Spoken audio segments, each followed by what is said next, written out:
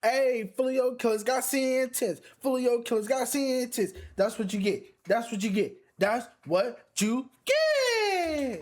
Man, what's up, everybody? Welcome back to another episode of EOS. It's 1090 Jake, man. I'm rocking with y'all, and y'all rocking with me. And for this video, we're gonna be speaking on the Foolio, not 5, the Foolio 4, the actual killers in this case, and how they were all just sentenced to mandatory life sentences without parole, which is stupid because in Florida, there is no parole. If you get life, you have to die to be released. And we're gonna be reacting to their reactions because they were even granted the ability to express how they felt about being sentenced to forever. Mr. Chance, I'm gonna start first. I'm going to adjudicate you guilty.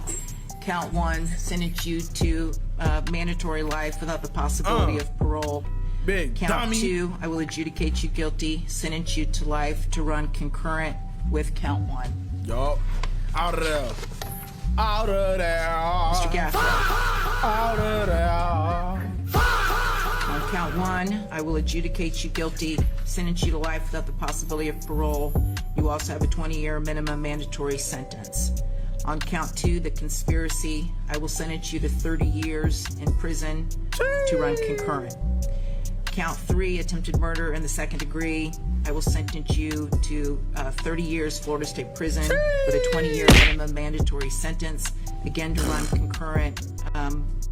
Now, listen to this, right? Just hear me out for y'all that haven't caught on. This is the one that was crying the majority of the trial. Yep, he was. She's adding on sentences for the other crimes, right? So he's getting hit with forever. He's got the mandatory life sentence.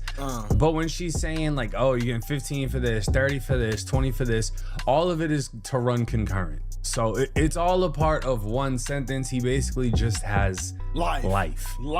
And he's dumb. He's done and he's dumb. That's all I can say.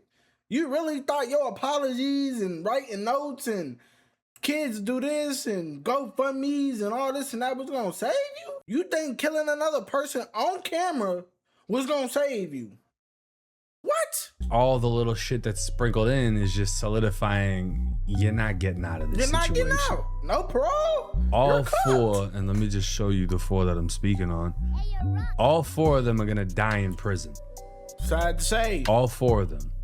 They're gonna be forgotten about within 10 years. Within 20 years, the realization is gonna set in, you know, because they're all fairly, well, maybe not these 2, but these 2 are young. You know what I mean? In about 10 years, they'll be closer to my age. I'm 31. In about 20 years, they're gonna be damn near in their 40s. Nobody's gonna remember them. You know, they're probably barely gonna have anybody writing them or talking to them.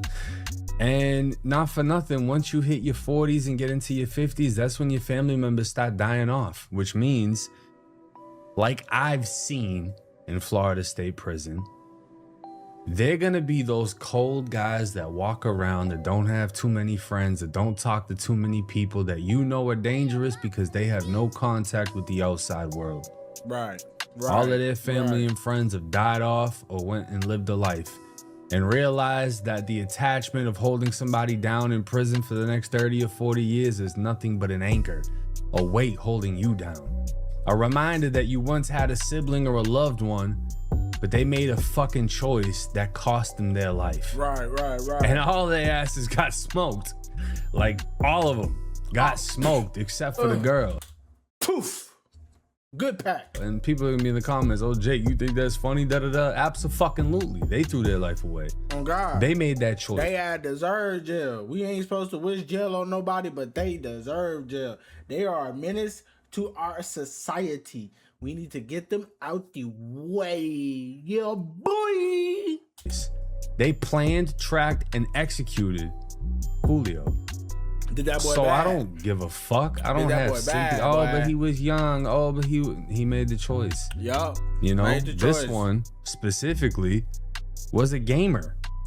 He was a gamer. You know what I mean? He grew up in a decent upbringing, a suburban upbringing, traveled, military parents. He chose this shit. That was a solidified choice. He wanted to gangbang. He wanted to live this life. Everybody do. All right, well, you know, live the rest of it. That's how it goes. You're gonna be in prison with the real gangsters. Y'all caught one body. You're gonna be in there with motherfuckers that got 5, 10 or better smackers and still catching them in prison. The violence does not stop when you get in there, bro. You don't just get to pick up a Bible and kick your feet up. That's not how the shit works. Prison is active. Motherfuckers is getting stabbed all the time. There's gang wars all the time. You don't go in there and pick how you politic. You have to abide by your surroundings. So the same excuse of, oh, I'm a product of my environment, you're gonna be the same shit when you get in there. Cause you don't get to pick and choose where you land at. You don't get to pick and choose the wars you walk into. All you get to pick and choose is whether you're gonna go to confinement and hide in there or you're gonna rock out. As to Davion Murphy. Mr. Davion Murphy, Now I'll say this, I'm gonna give Davion his points, right? I'm gonna give Davion his credit. I'm not gonna say respect, but I'm gonna give him his credit. You know what? I can't give him a little ounce of respect. He taking everything because to the chin. If I'm not mistaken, it was his family member that got killed. Right. He wanted revenge, and he went and got it. And he did not fold at any point in this trial. He didn't cry. He didn't feel bad. He laughed at the other motherfuckers. You could tell he's really the crash out. He's really the one that's gonna be in there living. He's gonna be you ever been in jail, if you've ever been in prison, you know how there's that one happy motherfucker that act like he ain't even in that bitch. That's gonna be him. He's gonna be fine. He looks like he can live life happily with an MP4, a tablet, whatever the fuck they got now, some honey buns and some soups. He's chilling.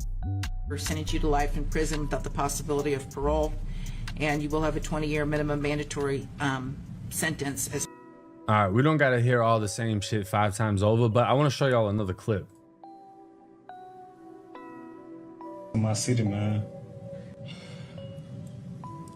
It ain't worth it, boy. Like, it ain't worth it. Like, now it ain't worth rapper it. From my city. It wasn't worth it when before y'all did it. It ain't worth it. It seems like every person that go to jail always end up saying the same, it ain't worth it. The smart ones know it's not worth it. Like, what? And we know it's not worth it. Foolio being a rapper from our city, it ain't worth it. Like, my mouth getting dry, sorry. Like, the dissing, the beefing, and like, for what? Like, for what? Like, when you sitting in your cell alone, cold, it's lonely as hell in that bed. Everybody leave you. Like, nobody here for you. The one that's your ride or die, your girlfriends, whoever you love, the only person there for you is your mother. And maybe like one friend, maybe, but it ain't worth it though, bro. Now I'll say this, I respect the message.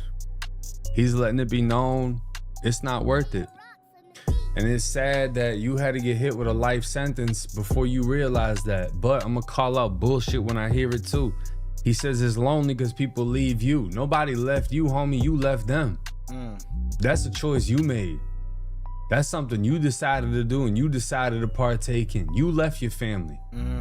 You brought your girl with you. She going to prison too. But you left your family. You left your friends. Right.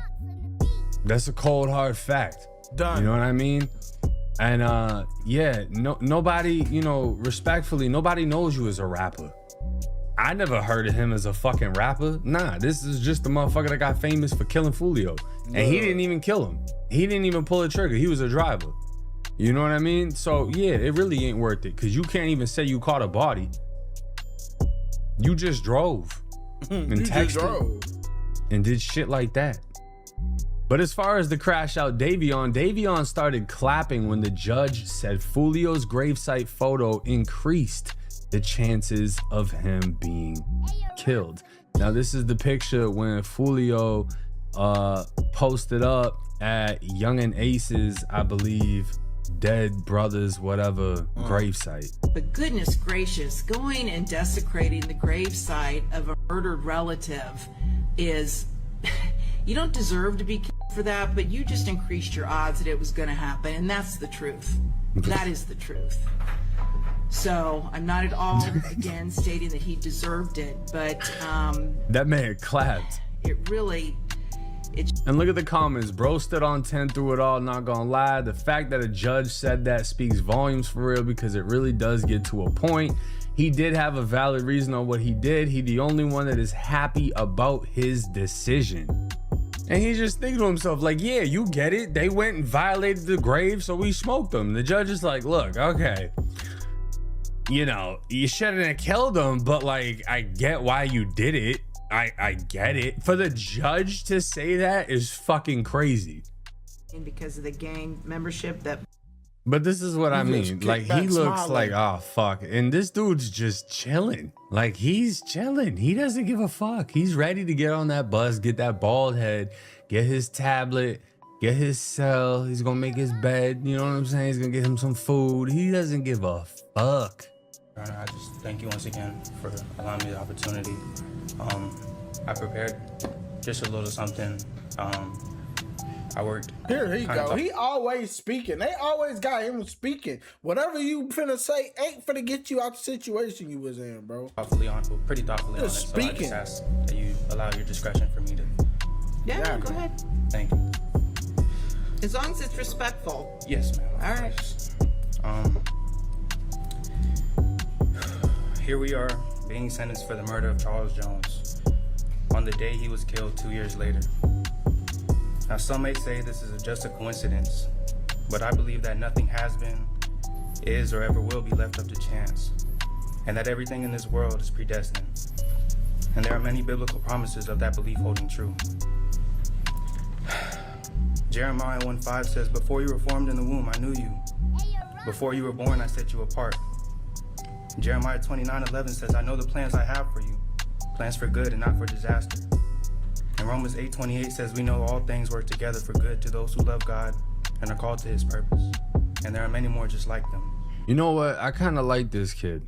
I like what he's saying up here. The fact that they're getting sentenced to life on the day that Foolio died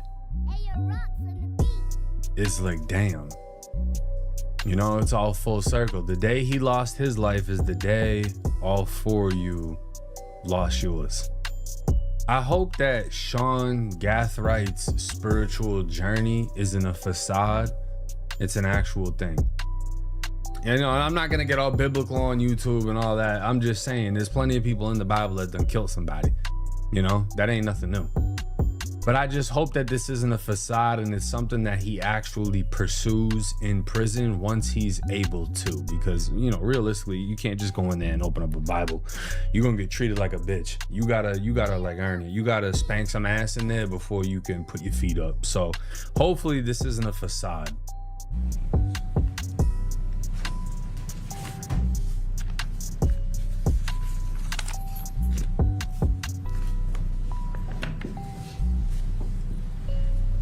Sorry, I'm kind of nervous. Sorry. It's all right.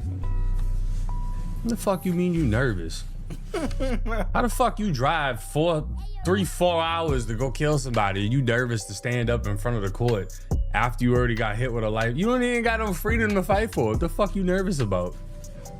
Unlike the rest of my co-defendants here, they all are charged with being the alleged shooters and have the same verdicts.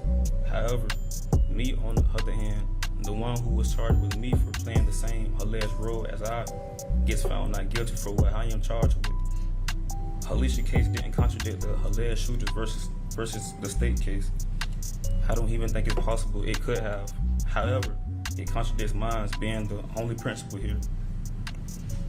Because both of our jury's decisions contradict each other. The only nuance here is I went to trial with 3 other people who have the same verdict as I, and she didn't. Alicia get found not guilty for my current charge. It wasn't a coincidence. Basically what I'm saying is, Alicia, the state alleged that we played, that's getting into like the facts of like the case. Well, that's okay. If I'm hearing you correctly, you are taking issue with the fact that I don't know if she's your current or former girlfriend, but she went to trial. She was convicted of a manslaughter and got 15 years, and now you're here facing life, and that I would assume that seems unjust. Damn, that is crazy though. If I was sitting behind a cell and I heard and we all basically did the same shit, it don't matter. But they got her with manslaughter and we got first degree capital murder and we facing life. What? What did you tell him? You snitched? You had to do something. I had to. I actually kind of agree with that. It's weird. And you can't say he's throwing Shorty under the bus or anything like that, because she already got convicted. And I think she got, what, like 15 years or some shit like that? But he's basically saying, look, she wasn't a shooter and she ended up getting manslaughter. I wasn't a shooter, but I'm getting hit with murder. And these three motherfuckers are the actual shooters. So why am I getting hit with what they did and I'm not getting the manslaughter like she is? Fair play. Maybe you'll get an appeal in 15, 20 years. I don't know. I mean, clearly you needed a better lawyer if you wanted to fight for that, or you would have just had to do whatever she did to separate, you know, because obviously she's a woman and she was pregnant. So it's like, nobody give a fuck if she snitch or whatever the fuck. Everybody expected it. But him, he want to be a stand-up gangster, so he's not gonna do none of that shit. Now he's like, well, why the fuck I want a manslaughter. I don't want a murder. I seen Susie Lopez on the news this morning, and she was saying that justice has been served. Absolutely, if you see it from that perspective. But everything that's a perspective is based off perception. So that's a fact. If you say that's justice, okay, but when you look at, if you put me and Alicia up on like side by side, that's unjust, like it's injustice, like it doesn't make sense, like it's contrary to. I don't know what somebody said. He looked over, somebody said something. Maybe they told him to stop bitching, I don't know. All right, let's bring the crash out. No, for real, shut up, shut your ass up. You'll take that life sentence, little boy. Sure. Yeah, go ahead. What would you like to say, Mr. Murphy? I would like to say to God be the glory, and all the time, and be forever have the last say so. I'm sorry, Judge. I'm sorry. You know, you may have to step up to the podium because the court reporter just needs to hear what you're saying, Mr. Murphy.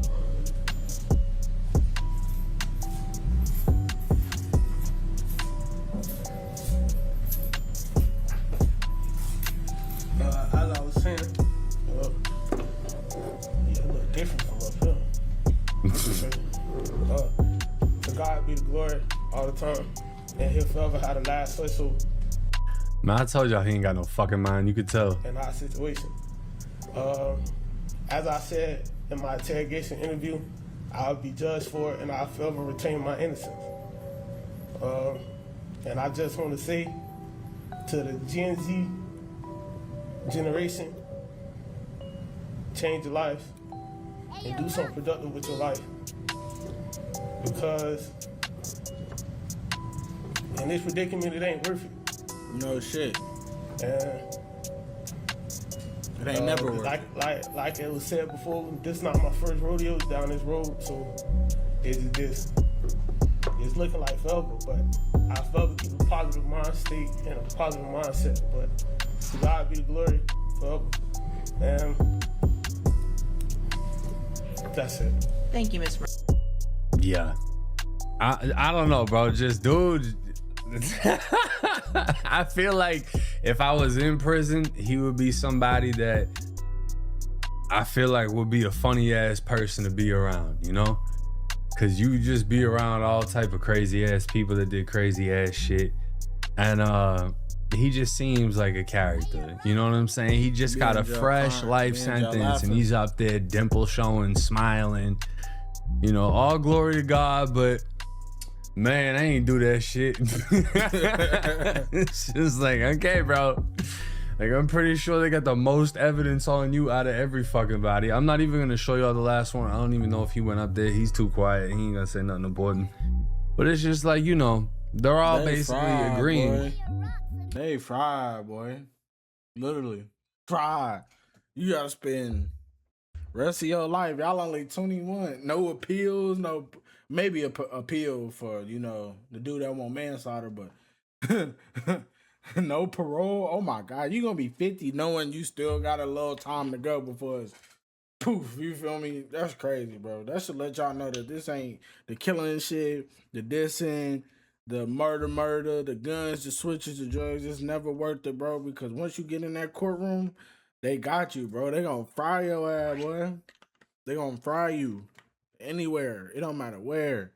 You kill somebody, if you don't get your stuff drop to man charge, you gonna do something.